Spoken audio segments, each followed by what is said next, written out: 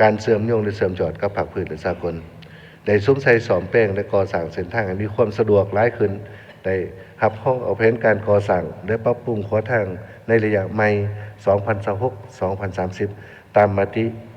ศูนย์หาของรัฐบาลอันพ้นเด่นมันได้สำเร็จ โครงการฟื้นฟูก่อสร้างทางเลข8ที่ได้รับผลกระทบจากภัยธรรมชาติในที่ผ่านมาแล้วก็พ่วงเร่งสุมปรับปรุงและก่อสร้างเส้นทางเลขที่12เลขที่13ส่วนทางกิโลเมตรที่2171ทางเลข9 2E และ 2W และเส้นทางอื่นๆได้เซ็นสัญญาสัมปทานโครงการก่อสร้างทางรถไฟแต่ท่าแขกแข่งขมวนหาสายแดนลาวเวียดนาม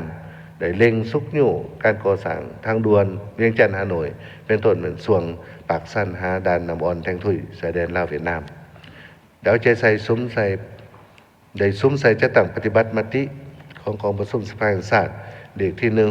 165และมติเลขที่10ของรัฐบาลว่าด้วยการรับพ้องเอานโยบายซุกยู่ส่งเสริมการก่อสร้างและซ่อมแซมเส้นทางระยะใหม่โดยได้แต่งตั้งคณะชี้นำระดับชาติเพื่อติดตามซุกยู่กวดการปฏิบัติโครงการก่อสร้างซ่อมแซมเส้นทาง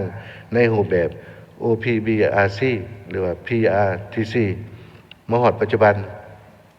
มีโครงการที่ได้เสนอฟื้นฟูในรูปแบบดังกล่าวทั้งหมด15เส้นทางและ44ตอนทางมีทั้งหมด26บริษัทได้เซ็นสัญญา41ฉบับพร้อมเร่งให้ปฏิบัติพร้อมเร่งให้บรรดาบริษัทศึกษาหรือสำรวจออกแบบให้สำเร็จโดยไวเพื่อสามารถเข้าสู่การ